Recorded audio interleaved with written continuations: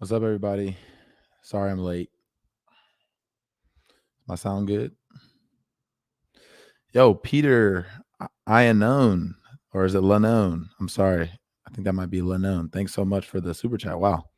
First one. Thank you. What does this button do? I appreciate that. What's up? What's up? Sorry I'm a little late. This was kind of put together last minute. I'm going to be on Jimmy's show at 5. So we'll get a quick hour and a half show in for you guys, probably like hour and 20 minutes. We in here, Ian? Yes, sir. 3 minutes isn't late. I know most streamers probably. I try and be very on time. That was probably just the football player in me. I've been my brain's been wired that way since college. You did not want to be late. You did not want to be late to workouts in college. In the NFL, yeah, it's even more so. Lose your job that way. So, what's good? What's good? Today we're gonna be talking about we'll be talking about people still don't know what force the vote is. people still don't know what force the vote is apparently. But it's any word about getting on Rockfin? Yeah, I'm gonna try and do that this week. But yeah. And the reason I want to go over that is, I think strategically we have to understand like what the objectives and the goals are if we're going to be employing any type of strategy or pushing for any type of strategies to employ, right? And so we can't, if we don't even know the objective of a force the vote type strategy, then how are we going to push progressives or gather our audiences to push progressives towards actually employing strategies like that? Because we are all aware, and it's very apparent that that's the only type of strategy that's going to work. And that's why you elect more progressives, so they can have a coalition where they can do stuff like that. So we can't misunderstand what force the vote was and the objectives of it. And then moving forward, you have to obviously understand what it is if you're going to be able to gather your audience to push progressives on that. So we'll talk about that. We're going to talk about COVID, because obviously, a lot more people are getting vaccinations now, but with schools opening, there's new variants in the country. There's like 17 or 18 states I think are actually rising in cases. And, of course, I feel like, you guys correct me if I'm wrong, but I feel like the media has been downplaying it. Obviously, they were not really playing it up when Trump was in office because it was very bad. But if Biden is in office and it's getting worse or, was declining, but now is going back up, you have to report that honestly as well. Brian Frederick, thanks so much for the super chat. Biden is now threatening sanctions against Germany over the Nord Stream pipeline to Russia. Yeah, I do want to cover that. I might not cover that in this segment just because I got it all ready to go already, and I'm short on time. But I do want to cover that because if we're going to start sanctioning our quote unquote allies, like that's not good. And of course, it's because there's a pipeline between Germany and Russia, an oil pipeline that the United States doesn't want. So they're going to, they're threatening to sanction our own ally because we don't want them doing business with Russia. Like, then Germany is probably one of our strongest, allies. So that'll be interesting. I'm gonna do more research on that. I just haven't done enough research to comment on that fully yet, but I'll probably do a video on it. Hey, Justin, I saw you play football at Glomar North High School. Did you happen to play under Coach Cordell? He is the football coach at my current high school and coached at one of the Glomars before. I did not. Yeah, I did not. Sorry about that. You see the Chinese calling out the U.S. for their bull? Good. Let's not act like China is. Every country has issues, right? And I'm sure China has a good amount of issues that they need to take care of as well. But to act like, to downplay, a lot of the anti-poverty measures that they've been putting into place. Like I've seen some videos that they've completely transformed like fishing village. They've completely transformed like some fishing villages into literal like modern neighborhoods in a few decades. Now just think about how long it's been since like say like a lot of black and brown neighborhoods in this country.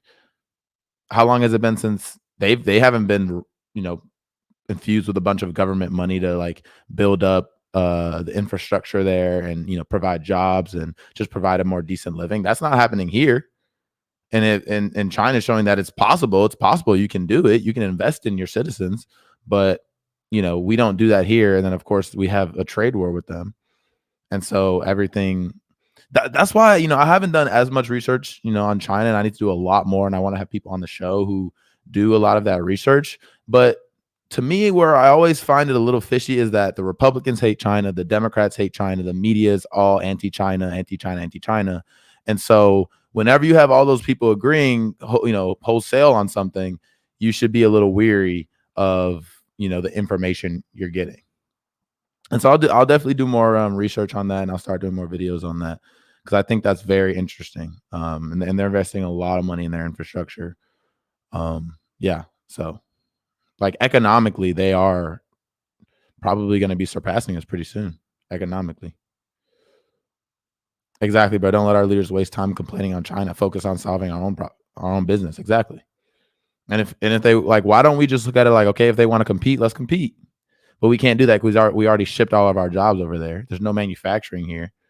And why do we do it? Capitalism. Because those companies wanted cheaper labor. They wanted more profits, in the shorter term, saving on labor costs so that their executives could, make huge bonuses. Like that's just how our system is set up. And so we don't invest in anything. We ship our jobs to China. Now, when something like their supply chain goes down, our supply chain goes down. We can't produce things we need. They get their country back running up, but we have people, we're still debating on, there's people that still debate whether masks even work or not. So of course our COVID response has been horrible, and the people here can't, understand that if you actually can control this, then you can actually get back to a more normal life more quickly. But no, we don't want that because, having to wear a mask is against my freedom, and et cetera, et cetera, et cetera. Y'all know how it is. They complain about China because they want a war. They don't care about human rights or whatever they choose to. Exactly. And like, can y'all imagine? What's up, Jackson? Can y'all imagine if you're in another country, right? And you don't have this, American exceptionalist propagandized bubble of, hovering over you, and you look at the United States talking about human rights abuses in any other country. Like, I would just laugh at that because everyone obviously knows who has the most, if we're talking about numbers wise, who has the most human rights abuses in the world. Tony Blinken was straight up gaslighting at the summit. Hey, but it's okay because it's not Trump's Secretary of Defense or whatever, Secretary of State. It's not Rex Tillerson. So why are you mad? Why are you mad that it's a Secretary of State under the Democratic administration and he's being a warmonger and trying to build beating the drum for war and just wants war, and sanctions everywhere. Like, why are you mad? It's not Trump. At least it's not Trump. Blue MAGA. Yeah, blue. That's like blue anon right there. Blue MAGA. So yeah, okay, I do want to hop into the, I tend to go long on a lot of these segments, so I don't want to miss anything. I don't want to miss anything, but because I do have the Jimmy Dore Show at 5 p.m. tonight. So let's first talk about force the vote. Because I know that's probably what. We'll start off on a lighter. I guess it's lighter, but we're not really talking about stories. But let's talk about this. Okay, hold on. Let me fix this. Give me 1 sec. Get my setup right.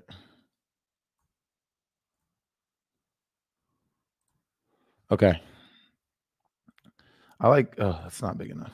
Okay. All right. So here's the original tweet. Here's the original tweet. And again, why am I going over this? Why are you harping on this, Justin? Why are you harping on this? Well, if we can't even understand the objectives, right? And we can't even understand Like that's like me going into a game and just not even understanding the game plan. So how are we going to win? If I don't know the game plan, if I don't know the plays, and I'm going out there on Sunday and I don't know, sure I can know the name of the play, but if I don't know what I'm doing, right? So that's why I want to go over this, because I want people to really understand what force the vote was and what using your leverage to advance your goals when you have a leverage point to use, what that means and what that looks like, and how that actually is going to help you advance your goals more than just, being like, oh, please let's send a letter, or let's just urge them. Let's talk in the media about it, but we'll talk kind of vaguely and we'll say we have to fight for these things, but we won't call out the people that are actually preventing it, even if they're in our own party. Right. And so that's the difference. Someone said hashtag nudge the vote. Exactly. David thought it was hashtag force the introduction. Exactly. It's not force the introduction. This bill was introduced in the last Congress, right? This bill was introduced in the last Congress. Did it ever get a vote? Did it ever get a vote in the House with the Democrats having a House majority? Did it ever get a vote? No. What has changed between now and then? In fact, I think they might have less. They actually have more leverage now, obviously, because not only does their party control the Senate as well, so they have a bigger coalition, and so they have an unbelievable amount of leverage now, even compared to back then. So if you're still getting to the same place of just introducing it, then how have we advanced? How have we advanced the ball? How? Right? So here, David Dole. And look, I used to watch David's show a lot, Rational National, when I first was introduced into politics. So it's really, for me, like there's no hard feelings. Like I don't have hard feelings. When I talk about these things, to me, it's about results and outcomes and strategy. So I try and separate all the emotion out of it. It's more about, let's not act dumb like we don't know what force the vote was. Well, and if you don't, then maybe hopefully you can watch this segment and learn a little bit. So he says the whole point of hashtag force the vote was to get Democrats to commit to introducing the Medicare for All bill. No. Just right off the bat, that's false. That's not the point of force the vote. It's not called force the introduction. It's called force the vote. And if the vote is not forced, then it just sits there introduced. What are you gonna go do? Tell your constituents that, oh, I tried, I got it introduced? You're going to keep saying that for 10, 20 years? That's literally being a Democrat. Oh, Joe Biden, he wanted the $15 minimum wage. He wanted it so bad, but people still are making $7.25. So what's the difference? You see what I'm saying? And it's not even like they wanted it, but the other party was in power. No. He wanted it, but he's the president and it's his party. He said, I am the Democratic Party, right? And so to me, this is the same thing, right? It's the same thing. You have to actually force something. Forcing an introduction does nothing. It's sitting on whatever desk it sits on and not being voted on, and not actually putting pressure on the people to vote for something right after we just got, or are still in a pandemic, ostensibly. That doesn't mean anything. And 112 Democrats did just that. Hilarious to see many hashtag force the vote supporters, by the way, I was one of them, not even realize what the aim of their strategy was. You should be happy. Oh, we should be happy. We should be happy, y'all. We should be happy because the bill was introduced. Like, and that, to me, like, I really don't like that, because that sounds super patronizing to me. And we here in America, we don't have universal health care.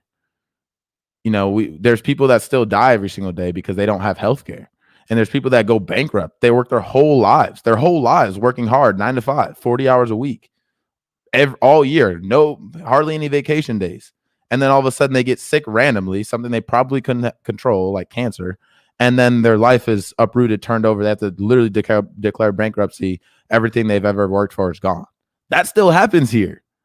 So I'm sorry if I have a little more urgency than just getting the bill introduced. I want it voted on. And I also am cynical because I know the history and I know the people that we're going to have to go through to actually get that done and get that passed. And so that's why I'm acting in this fashion. That's why I'm acting in this manner. That's why I'm trying to push things and force things and use leverage. And that's what all progressives should be doing. That's what we should be doing as a progressive, as a progressive community. That's it. That's it. And so this got some this got the attention of Jimmy. Let me pull that up. This got the attention of Jimmy, and that's where it kind of went, that's where it got interesting. Let me pull that up. Okay.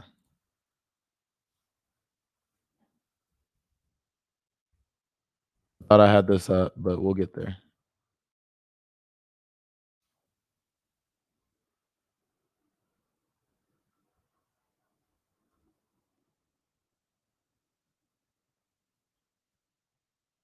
Okay, here we go.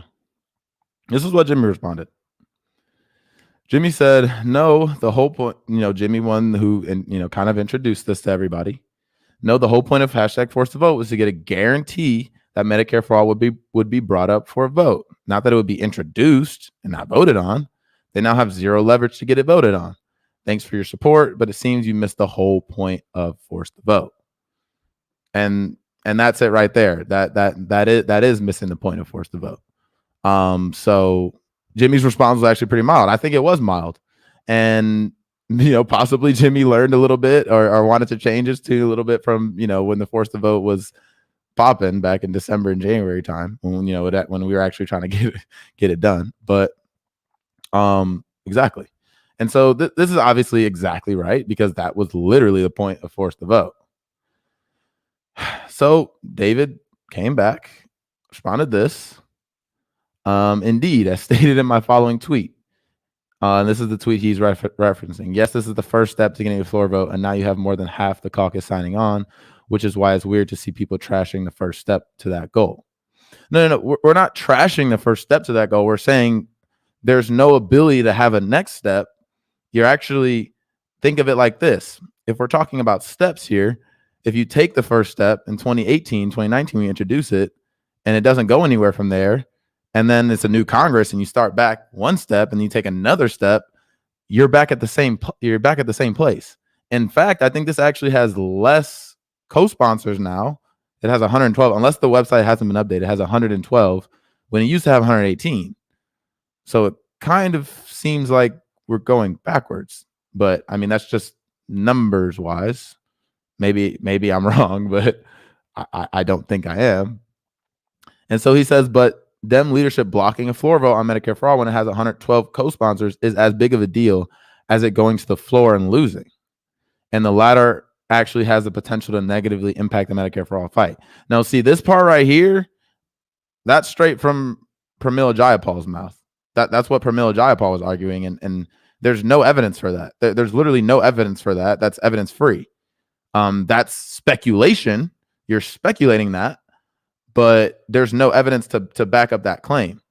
And so I don't know why you would think actually fighting for something and actually getting a vote on something, especially considering I think it was the Civil Rights Act, yes, which Strom Thurmond filibustered, the 57 or 58 Civil Rights Act. Strom Thurmond filibustered, who was Joe Biden's friend that he eulogized, the segregationist. That was the first time the Civil Rights Act was brought up for a vote. It failed, but then it was brought up for a vote again in 1965, and then it passed. The same thing with women's suffrage, I believe. I think it was brought up for a vote one year, failed, and the next year got brought up and passed. So there's actually evidence to the contrary of this point. And so that I don't understand why all of a sudden, when we acknowledge we have the poll numbers, we acknowledge the 90% of Democrats want it, 70% of all Americans, 50% of Republicans. We were acknowledging that when Bernie was winning, and we wanted to push Bernie past the finish line. But now it's all of a sudden, even though it's popular, if we fight for it, it's actually going to hurt it. I don't know where that comes from. And also, yeah, it's literally not as big of a deal because votes, no one ever talks about co-sponsorship. Oh, you used to co-sponsor it. This person is well known because they co-sponsored a bill. No. It comes down to votes, right? Once they actually have to put down a yes or no vote, there's actually real pressure on them especially in the middle of a pandemic, especially when most of your party wants this. There's actually pressure there. There's no pressure in co-sponsoring, which is why we saw Kamala Harris co-sponsor Bernie's bill. And then when she was she really wasn't close to power, but she could smell it. She was like, I'll actually do some type of middle ground where, healthcare program where private insurance is still included. So that doesn't mean anything. And so, this just whole tweet, it to me, that's just rationalizing. That's rationalizing inaction to me. That's what it feels like to me. Y'all let me know. But that feels like rationalizing inaction. In a time when we can't afford that. But see, again, I'm here in the United States. I live close. I'm in Orange County, but I go to LA all the time, and I see what's going on around in this country. I see it every day. I see the misery. I see the pain. I see the amount of homeless people that are in LA. I see the infrastructure that's completely broken down. I see all these things. And so I feel it on a different level. And then maybe if you're not here, you can't really feel it on that same level. But I feel it. And I think a lot of us feel it. And so we have a little bit more urgency in this fight. And that's why we don't rationalize inaction as much. I mean, that's my opinion. That's just my opinion. And so this is what I said. I said, come on, bro, with laughing faces, because it was laughable. So getting a floor vote on Medicare for all will negatively impact the Medicare for all fight, but it never getting brought up for a vote in the next decade won't. Any excuse for leverage not to be used as we watch our system collapse in real time. And I don't say that lightly, because all this money that's coming in, and even the stimulus checks, one, it can be garnished. They didn't put any provision where those wages can't be, or those that stimulus check can't be garnished. So if you have any debt, I don't know about student debt, but I know if you have like any card debt, any other type of debt, you got to pay that, credit card debt. I'm pretty sure that can be garnished. So it's gone already, just to pay back debt. So, and where's that going? It's going to a bank. It's going to a creditor, right? So let's not get confused. There's no redistributive policies. This wealth is not being redistributed. Okay. The American Rescue Plan did nothing about that. So I don't take this lightly when I say that. And so he responded, it never got brought up for a vote. It never getting brought up for a vote in the next decade. Where is that my tweet? Now, why this upset me was because he didn't engage at all with the content, like the substance of my tweet. He just said it. He took a place in my tweet where I was saying something he didn't necessarily say, but I inferred it. Why? And so why did I infer it? And this is what I responded and said, why did I infer that part? Well, because what are you relying on? You're relying on Nancy Pelosi or her neoliberal successor, probably someone like Hakeem Jeffries, to bring it up to the floor by choice, because they literally have the choice to do it or not. Now, why do they have to do it when they already have over half the caucus that co-sponsored it? What is it going to take? This is what I said. Think she cares how many co-sponsors the bill has? Already has over half the caucus. Think she gives that 55%, 75%? Personally, I'm not willing to hedge my bet on that. And so yeah, if you try this, is it 100% for sure going to work? No, it's a risk. It's a gamble.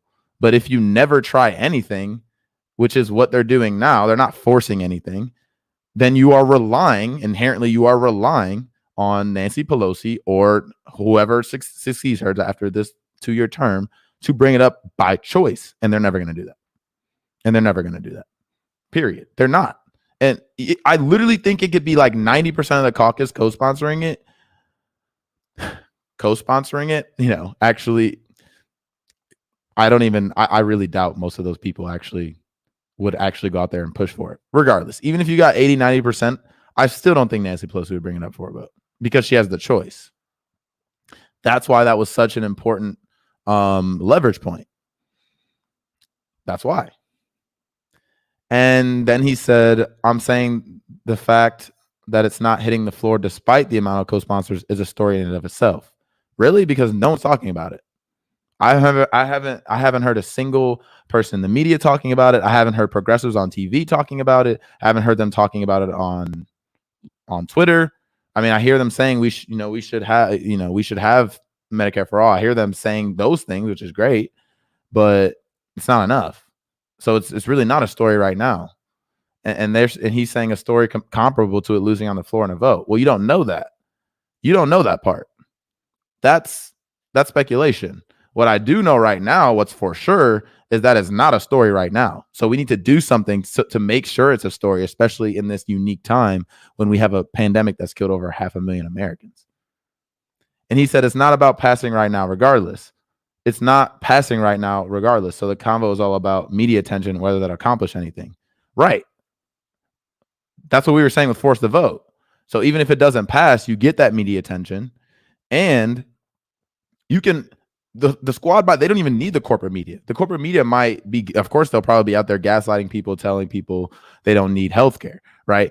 But the idea is that by the strength of your conviction, the strength of your argument, even through the the lens that people look at the corporate media through, and how they've brainwashed people, even through that, because none of them have supported Medicare for all, but even through that, how many Democrats supported? 9 out of 10 Democrats. So it's the strength of your argument, and them actually knowing, even though the corporate media is saying that, I might still like Rachel Maddow, Laura Saldana, but I don't agree with them on that point. That's how you win people over. That's how you force. So that's how you actually get media attention. The squad could get media attention by themselves, just by calling a press conference, or live streaming it on Instagram or going on Twitch. They can create media themselves. That's why the squad is unique and House progressives in general. So I do think the convo is all about media attention and whether that accomplish anything. I'm saying right now we don't have any media attention and we're not accomplishing shit right now. And so I'm saying we need to try something different. That's all I'm saying. That's all I'm saying. I mean, that's pretty much the end of it. So, I mean, is that reasonable? Am I being reasonable? I think I am. I think I'm being very reasonable. Now, fuck that. We pay their salary. So we pay their salary. We are their base. We help them get them elected. Right? So they need to get on board. Because I mean, how am I going to keep going out and telling people to vote for Democrats? Well, you told me that last time. They said they were going to pass $15 wage. I didn't get I don't have a $15 minimum wage right now. Democrats have been in office, they're not putting this next reconciliation bill. So is it going to get in this next 2 years? Taxpayer money, exactly. Which is why David Doe's home with healthcare in a totally different political predicament has no place playing himself off as rational while diminishing our problems. Yeah. One thing I watched, I think he was going over the American Rescue Plan, and there was this part about the, healthcare subsidies, the ACA subsidies. And, what he said was, there's these ACA subsidies in there. And then he qualified it by saying, of course, there's nothing about prescription drugs, or there's nothing about deductibles or copays, but it's a good thing. Right. And what I said was, whoa, that little but in the middle that you said right there, that qualification, within that, there's going to be a lot of people that go bankrupt, that die, that have to ration things, that have poor health outcomes because of that. So there's a lot of meat in there. So you can't just skip over that step. Like, that's a big thing. And so I don't think that's something we can celebrate just because they marginally gave you a crumb. In a $1.9 trillion bill, they gave you a crumb, right? There's only so many of these bills that you're going to have. And if none of the wealth is redistributed, if there's no redistributive policies within those bills, then you're going to end up in the same place in 2, 4, 5, 10 years down the line. That's it. No $15, no legal pot, no health care. Exactly. There's no reconciling the interest between workers and capitalists.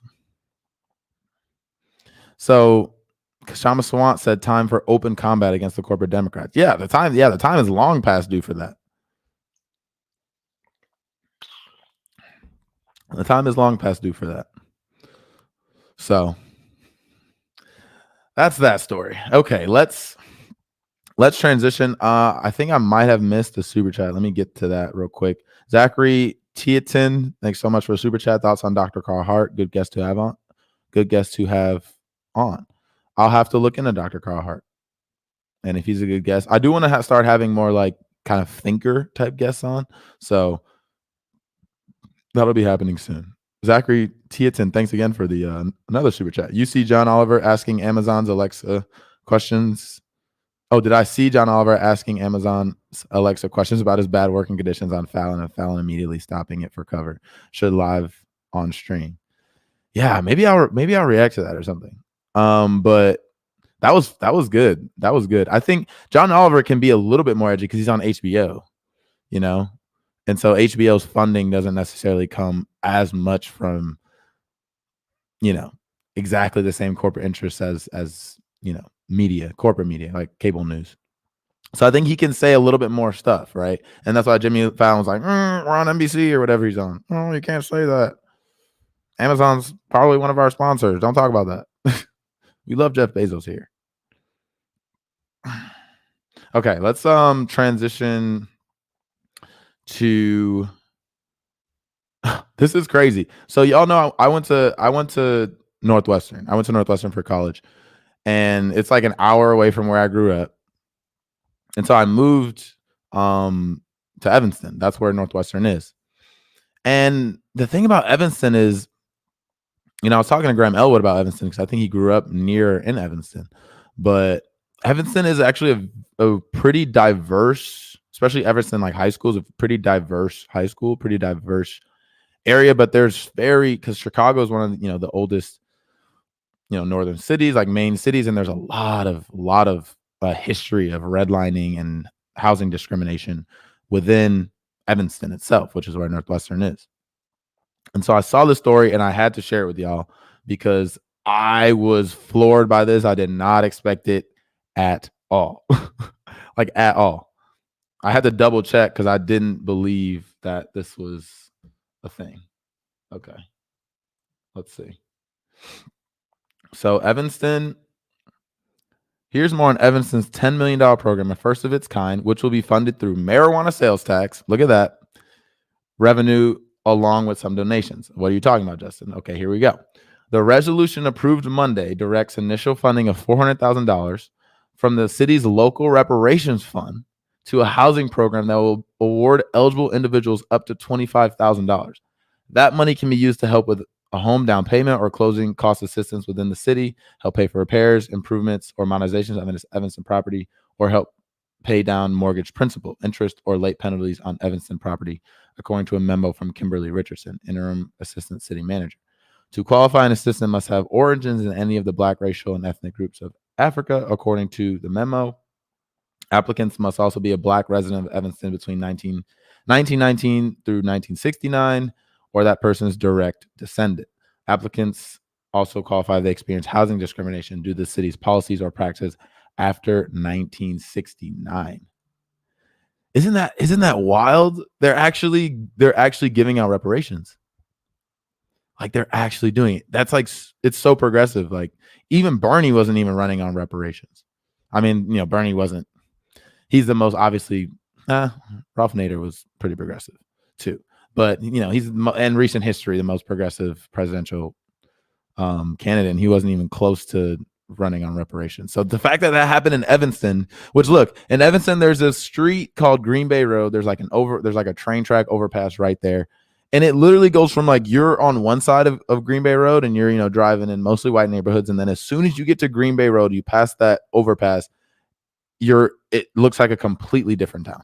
It looks like a completely different town, and I'm talking like 1 or 2 block difference. Like that's how redlined and segregated the housing practices were. And so the fact that that's happening in Evanston, I think that's incredible, and we have to start fighting for that. And I watched Marianne Williamson. I can't remember what interview it was about that, but she was talking about Germany and when Germany gave reparations to Jewish people, after World War II. And I'm like, yeah. And they gave it to them and they I think they bought a bunch of people like cars, gave them a bunch of German car. I don't know. It was wild. They gave a lot of, and obviously they're very, you can't, it's illegal to be a Nazi. That's not illegal here, obviously. But yeah, so they have, it's very progressive. And, I was like, yeah, come on. We had slavery since the 1600s and we won't even talk about doing reparations here. When you just, the amount of black wealth that even the smallest amount that gets accumulated just completely gets wiped out by something like the Tulsa race riot, like the massacre of Black Wall Street and the burning of Black Wall Street, Tulsa race massacre. You're talking about obviously, 2008 financial crash when most of the black people, middle class black people, lost a lot of their wealth because their wealth was tied up in their home. Why was their wealth tied up in their home? Well, housing is such a great investment, and if you're a middle class, you're just getting out, for the first time, like people like my dad. First time getting out of poverty, first time truly getting out. You're the first generation to get out of poverty, and then all of a sudden the housing market crashes and you tied up all your wealth in your house, and then it's gone. Like, I'm just over and over and over again, we see this happening. So of course it's necessary. Of course it's necessary, and of course we should be fighting for it, even if it's not quote unquote popular. Well, then make it popular. Explain why we should have it. Same thing, you could say the same thing about any issue. Medicare for all in 2014. Who was talking about that? I didn't know what that was. You make it popular by the strength of your argument. And that's something we need to be arguing for. So I'm really happy. Shout out Evanston.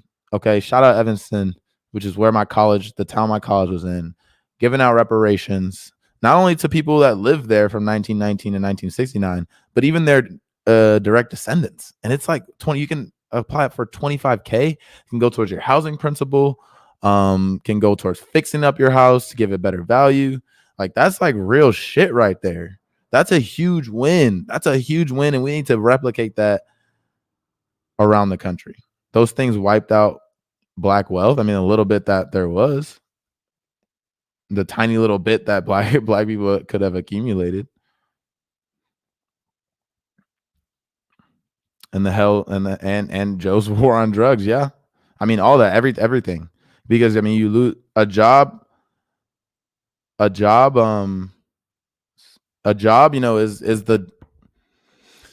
I mean, it's what you need. Like, it's what, in our society, it's what you need to survive. You know what I mean? And if you get rid of the main breadwinner in a lot of families, not only are you getting rid of the main breadwinner, but you can't even have two salaries to work off of.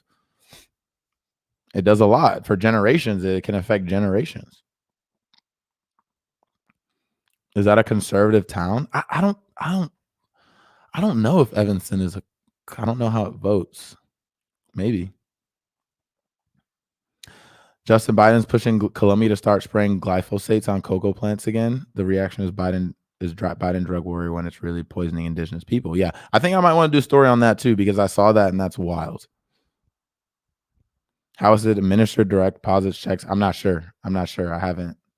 Let me see if there's more on the story. Can you guys hold on?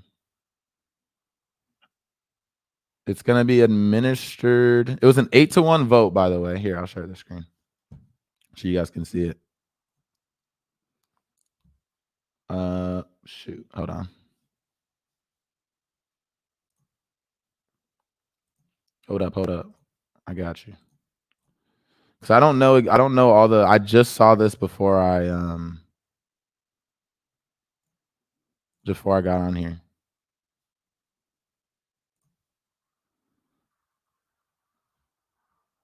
So it was an 8-1 vote.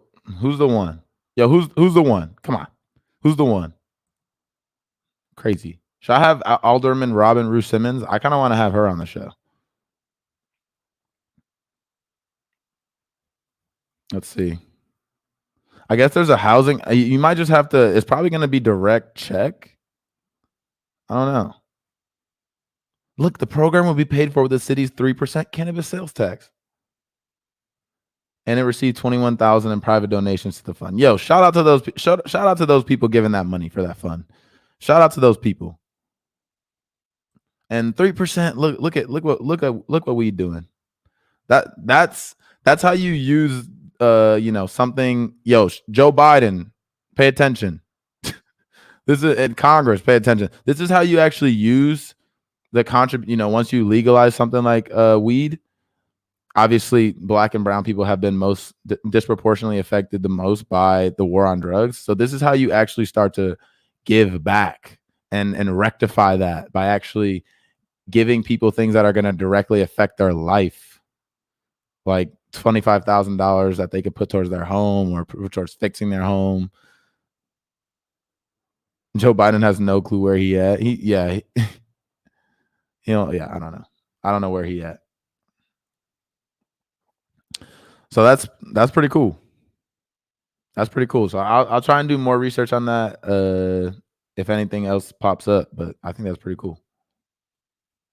All right, 4:13. I got another 35 minutes. I'm gonna do one more story, and then I'm gonna do one more story, and then I'll hop off, and y'all can find me on the Jimmy Dore Show live.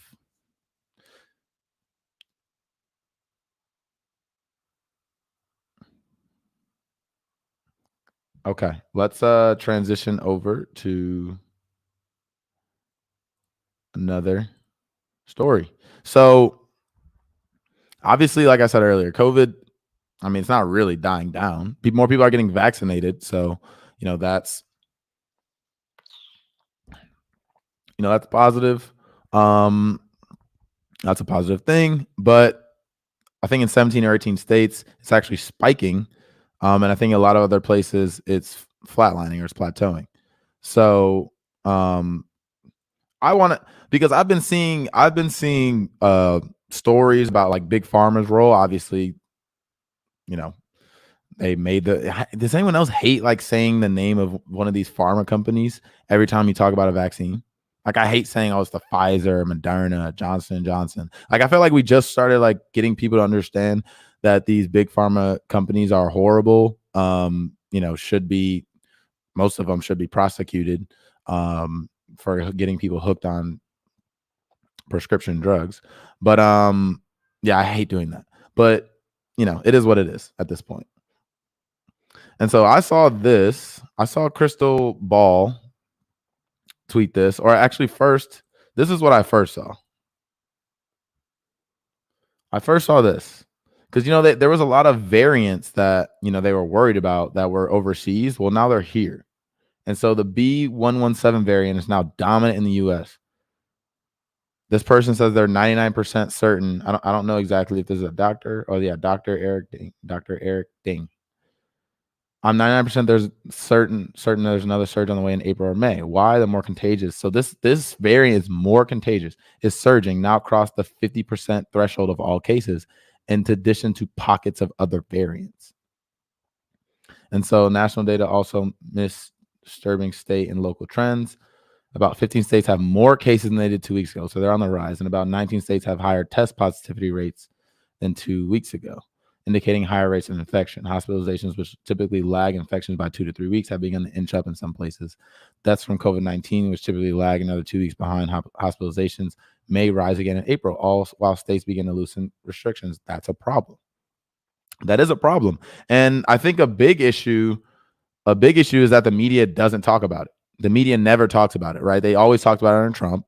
The media doesn't talk about it now. So a lot of people are like, oh, wow, COVID's not nearly as bad now, and we can just go about our lives a little bit more. Like everyone just has relaxed, right? And it's not just because they're not reporting on it as much doesn't mean that it's not happening, because it's still happening. It's still like these new variants are here and they're dangerous because they can spread faster. They're more highly contagious, which COVID-19 was already a very highly contagious virus.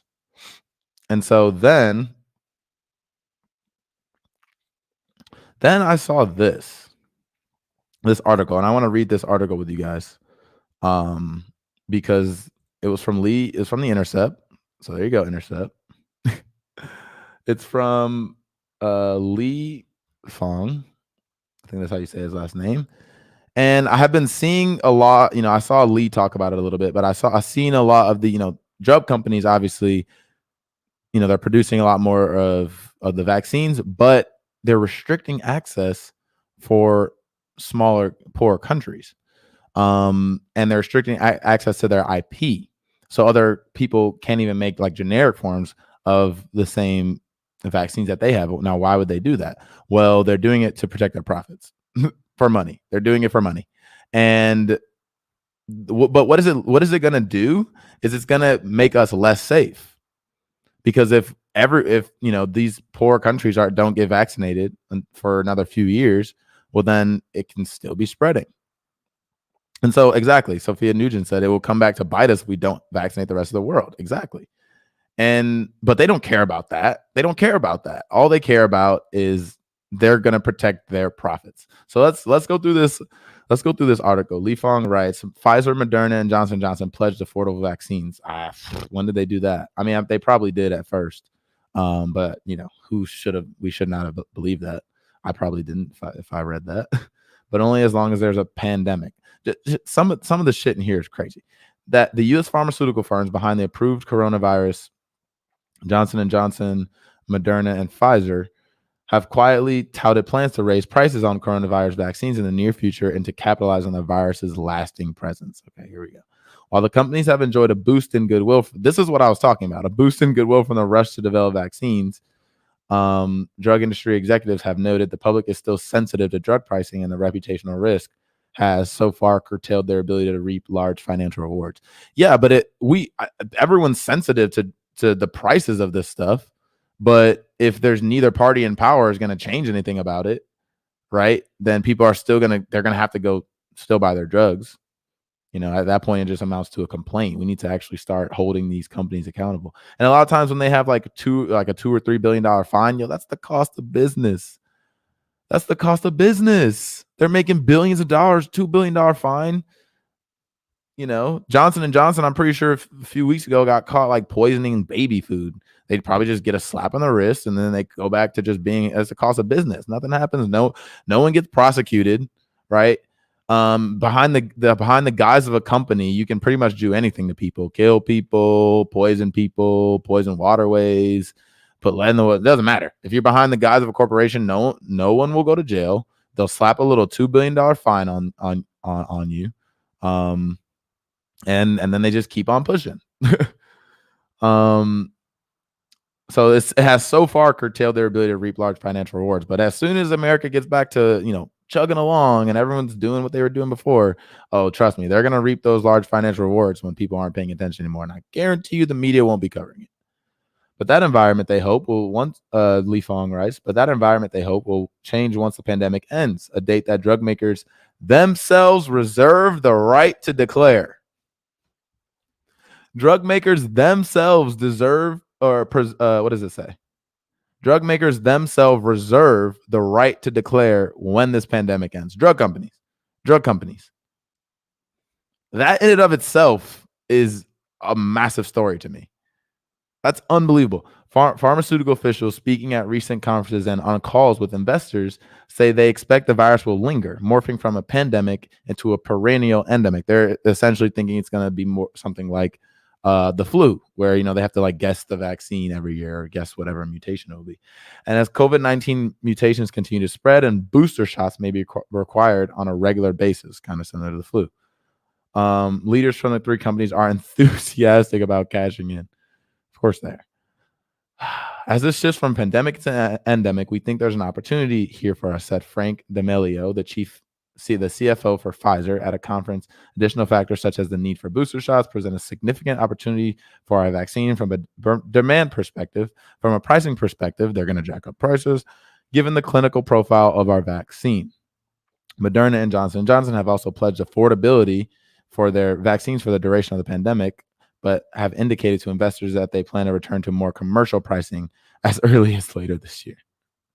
Commercial pricing, aka price gouging people so that some people can't afford it, and therefore they're way less safe. But we don't care because we're making our billions and billions of dollars, and we don't give a shit, and we're going to keep doing it, and we're going to pay the politicians to make sure that we can keep doing it, and it won't be illegal for us. I'm Pfizer. I'm Johnson & Johnson. Moderna and Johnson & Johnson have also pledged. Okay, I already said that. The vaccines are already posed to be some of the most lucrative drugs of all time. These companies are expecting to bring in billions in profit this year alone, and all the major drugs. And this isn't even from all their other medication. That's from all the other profits that they have, the billions of dollars in profits from just the regular drugs that they, push to people at an unbelievable clip. This is just from the vaccines.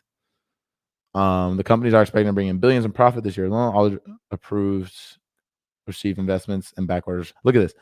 All the major drug makers who with approved coronavirus vaccines received investments and back orders from government agencies. Our money. Our money. So our money goes to funding the research. Our money goes to buying the vaccines. And then we also get charged and have to use our money to buy the vaccine. Doesn't that make sense? Oh, okay.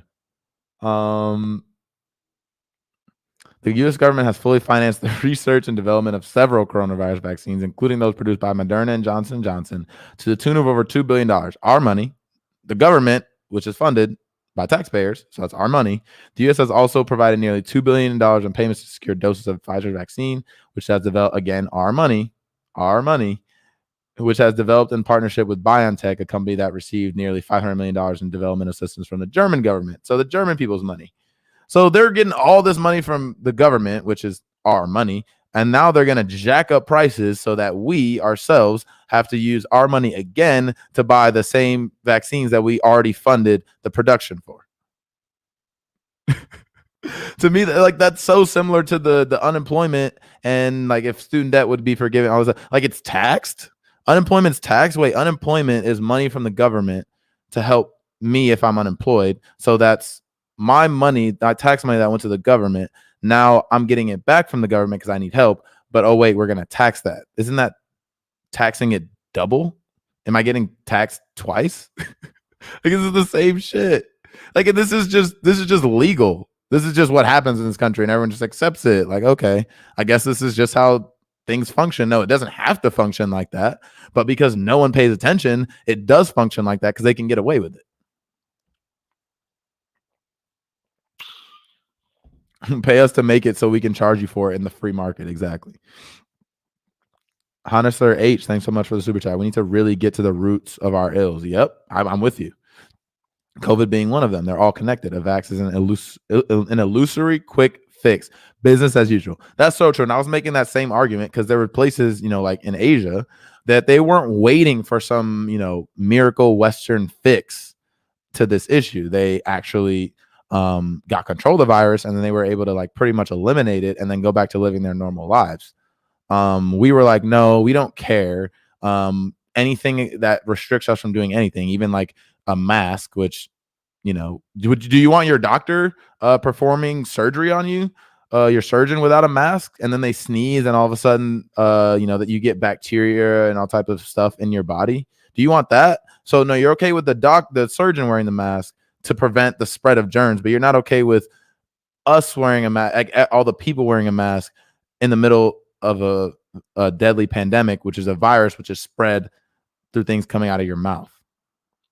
Like, it just does not make sense. Like, I want y'all to understand like how other countries are looking at us, and they have to be laughing. They have to be laughing. Because for a whole year we were debating whether masks work. That's what we were debating. That was the discourse here in this country. If y'all need to have a better look into like the Overton window and how just absolutely freaking so far right wing the frame of every argument is in this country. Same thing with the $2,000 checks. We're talking about $1,400 check versus $2,000 check, whereas other countries completely subsidize the wages of a lot of companies, so people were getting a paycheck even if they weren't working. So, yeah, this is wild. Let's see if there's anything more. Let's see. Projecting to make $15 billion in sales this year alone, $4 billion of which would be purely profit. Wow. Purely profit. Okay, I had another. Let me show y'all another part of this story that I wanted to cover because it had to do with other countries being able to get it. Did I already talk about that? I'm forgetting. Here we go. Oh yeah, I definitely. Yeah, let's look at this. This is from Washington Post opinions.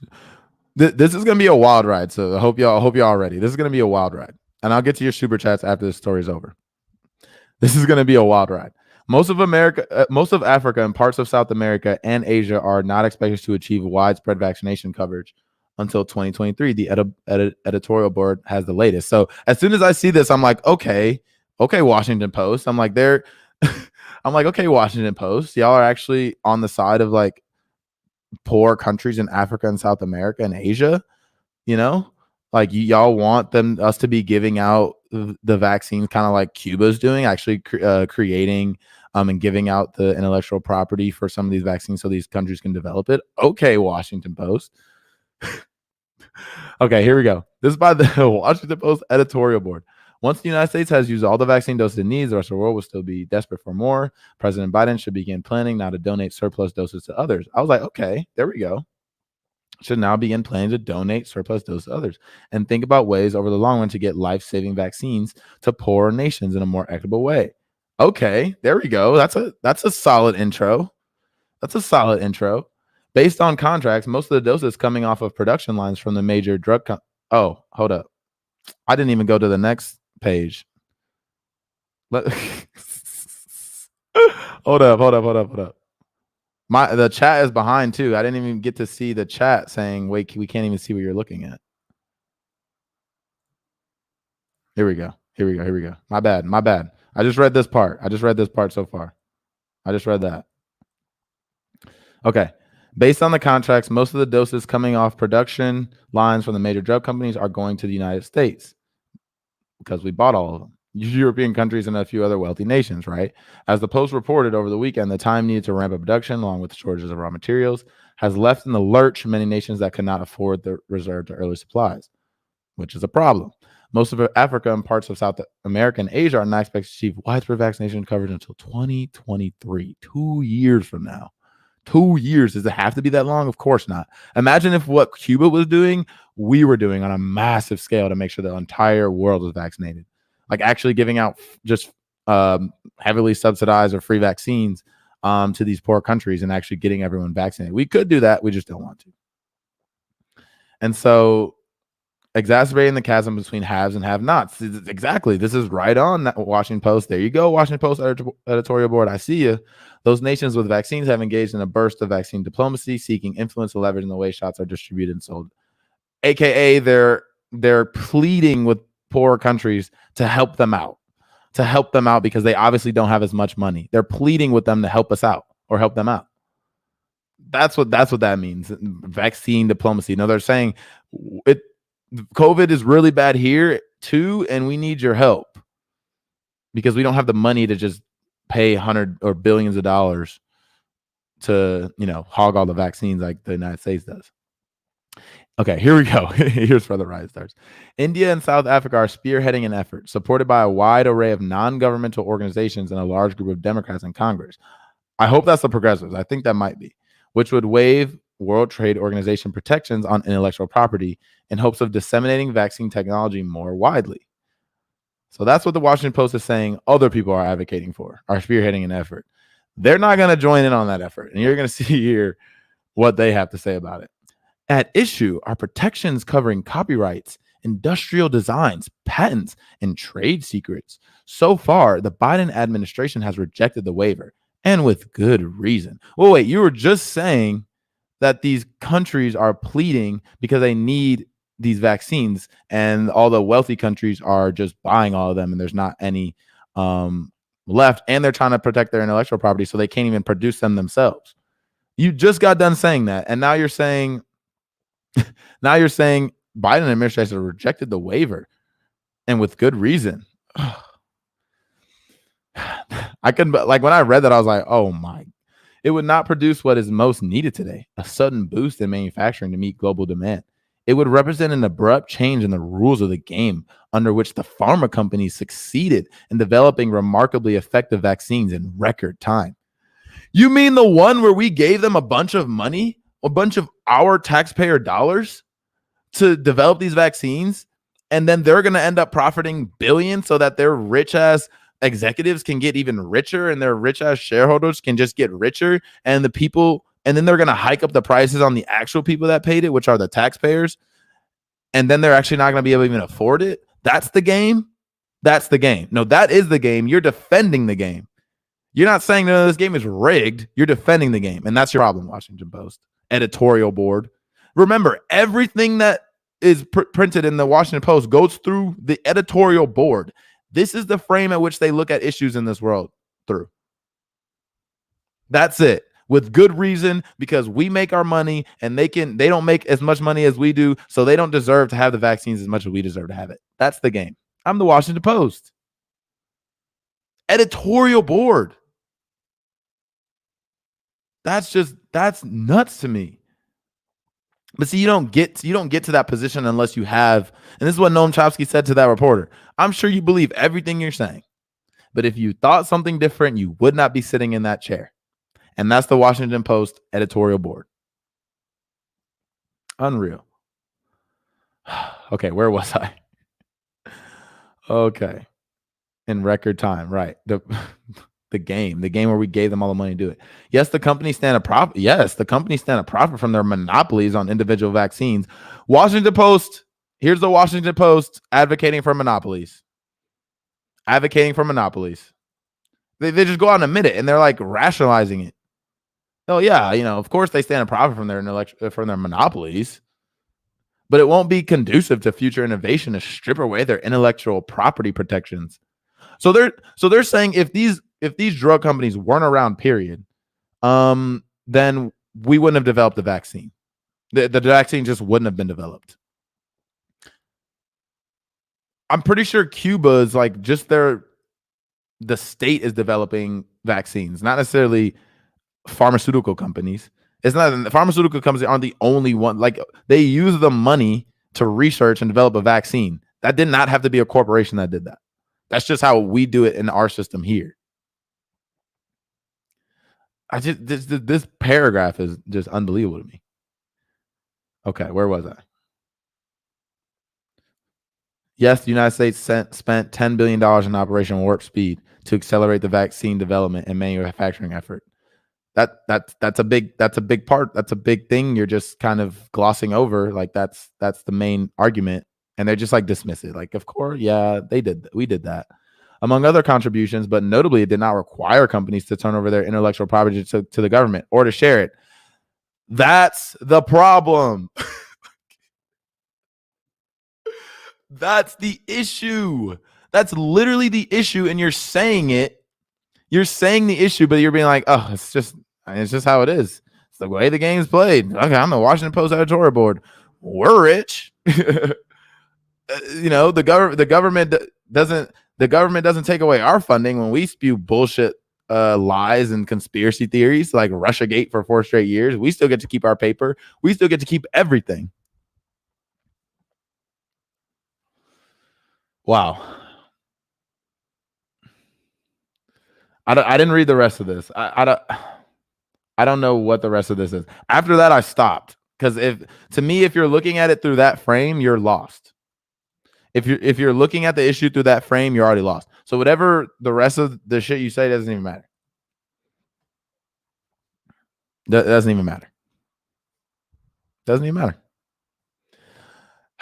That's all I got for you guys. Let's go through some super chats. I don't want to miss the super chats.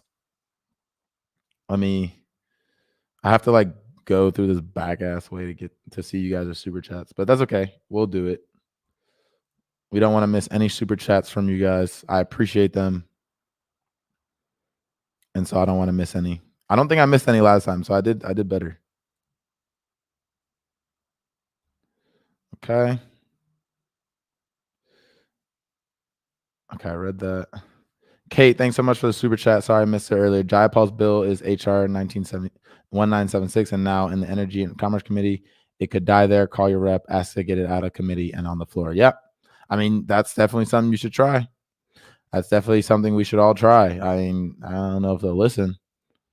I think the money that's coming in through their to their campaign from corporations is probably gonna have a little bit more weight than our phone calls. That's how we got to this point. Oh, Hannah H, I missed the second part of your super chat earlier. Business as usual is killing us. Why are we rushing to get back to it, look up video, listen, ascolta in Italian about the virus and its connection to our entire way of life. Interesting. Okay. I'll check that out. Okay, I think I might be caught up. Sunny Days, thanks so much for the super chat. Tell it like it is. I try. We need to pass through 7 committees. Yeah, that's the problem. That's the issue right there. Got to pass through 7 committees. That's insane. Let me make sure I didn't miss anything. They didn't develop them. Exactly. Stock market, record profits, American citizens broke, sick, and dying. Yeah, I always say, every time if someone says we're the richest country in the world, from now on, I'm going to be like, we have the most broke people in the world. The most. Like everyone, almost half the people here are living paycheck to paycheck. There's no savings or hardly any savings, you know? And so just to keep saying like we're the richest country in the world, like, okay, because we make we have the most GDP or whatever. Well, yeah, it's because we literally marketize everything. Everything is a market.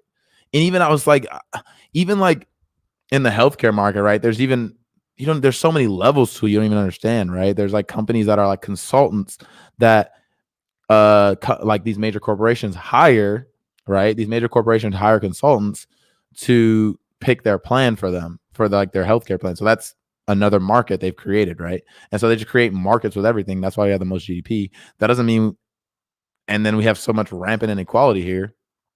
So that, just saying we're the richest country in the world, yeah, but like most people here are poor though, and that's the fundamental issue. All right, yeah, I think I didn't miss any super chats. Let me just make sure. Good evening from Scandinavia. We like what you do, Justin. Keep on punching up. Thanks. Appreciate that. 6 of the 7 chairs of the needed committees are on the co-sponsor list. That's good. Are they corporate Democrats on the co-sponsorship list? I study economics, so I know. I've learned more on YouTube. I kid you not. I've learned more on YouTube about economics, like real world economics, how things actually work, than all that theory bullshit they teach you in college. Justin, I posted a video yesterday where I talk about some Congress members, including Pelosi, who got millions of PPP. Wow. I did hear about that. I watched that video. And that's wild. Is it surprising though? No, it's not surprising at all. That is so illegal. That should be so illegal, and we just allow it. We just allow it to happen. We just allow it to happen. It's nuts. We just allow that shit to happen. Everything for sale, everyone for sale. Billionaires must be taxed out of existence to save America in the world. Literally. Did you guys, Tony DeMio, thanks so much for the super chat. Good evening, Justin. I'm happy to catch you live. Yeah, sorry, towards the end, but it'll be up, and I'll be on the Jimmy Dore Show at 5. So if you want to go over there and check me out. Did you guys see my video about $3,900 stimulus checks for every single? If you tax just the pandemic wealth gains, that's it. Just what the billionaires have made during the pandemic. Just tax all that. Every single American, 331 million people could get almost $4,000 stimulus check. $4,000. Like that's a real redistributive policy right there. Every billionaire is a policy failure. Yeah. Yay, Jimmy and Justin. Yeah, Jimmy Show is wild. You know, he goes in. It's like it's fun. It's always a fun time. I'm looking forward to it. Did you see that Elon tweet? I didn't. I did not see that Elon tweet. I did not. I just want to make sure I didn't miss any super chats. Nope. I think we're good. All right. Well, oh, hold on. I missed this one. Ross Monroe, thanks so much for the super chat. It's not the U.S. that's messed up. England and Wales just passed a new police bill that gives them powers to arrest you for protesting. Yeah. No, it's not just the U.S. The U.S. is just, where we get screwed over the most policy-wise. But the other countries are like the U.K., it's marginally better. They have universal health care. I think they have a little bit better. They have better, like, I think second, higher education. But there's a lot of issues there too. Germany is awesome. I heard Germany's great. I do want to go visit Germany. I heard Berlin is like very, very progressive. So I want to check that out. I want to check that out. We're just the worst, exactly. Paul Robeson. That name is so familiar. Who is Paul Robeson? Should I have to look Paul Robeson up? The cancer is the most advanced here, perhaps. Yeah, that makes sense. Let me look up who Paul Robeson is. Who's Paul? That name is so familiar. So as soon as I see it, um, a film actor, star athlete in his youth. Oh wow.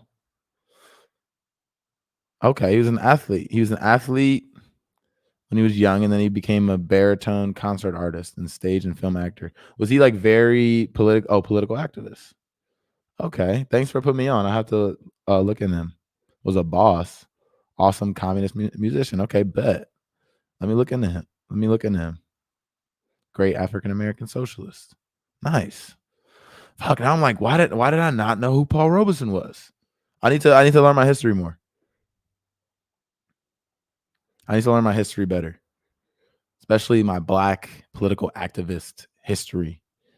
But I'm gonna talk to Cornell West. Hopefully, I'm gonna reach out to him. Hopefully, get him on the show, and I know he'll learn me some things because that man mentions like 20 books every interview he does. He mentions like 20, 30 books. I'm like, bruh, how do you remember all that in your head? You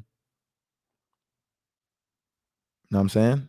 Our history goes deep as the ocean. I know it's so, and it's in the mess up part about especially Black history is it's not just taught to you. You have to like go through all these avenues to figure all this shit out because it's not taught to you in any of the school systems. And so we have to, we don't know a lot about our history.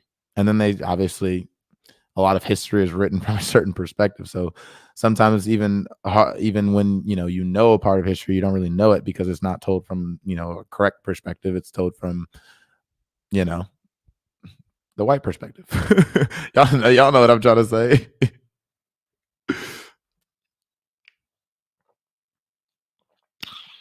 Dr. West is a genius. He is. That man is a genius. Between Cornell and Chris Hedges, you'd have enough essential left writing for the rest of your life. I know, and Bad Faith is just one of my favorite shows to watch. And the podcast with Chris Hedges was amazing. I feel like every time I listen to Chris Hedges, that man radicalizes me because he's been in nations where he's seen shit like this go down, right? And I think just because we've never really had like true chaos in our country, we've never had any type of like real revolution, in the past. I mean, ever since like the actual American Revolution, the closest thing we see was like civil rights movement, the women's movement, gay rights movement, BLM, stuff like that. But I mean, that's not like 500. Like he was talking about, there's 500 people at the Capitol, and the monarch or whatever had to like go up with a helicopter, run away. Like we never seen that here. So he knows, he's seen it, and he's seen like, and he knows the background and the history of how it got to that point. And so he's so good at, he's really good at predicting stuff to happen just because he looks at the factors and then makes an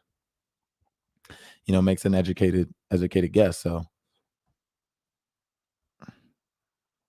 I stayed up very late watching Bad Faith podcast. Just Brianna's ability to communicate. I mean, obviously she's a lawyer, but I think those skills suit her very well when she's she frames arguments and questions beautifully. She knows how she presses people, but in a way, like, she presses people like Rokana, people like MLK the third. She presses them in a way that makes them like admit why her side is right. It's just wild. It's awesome to watch. It really is. Okay, everyone.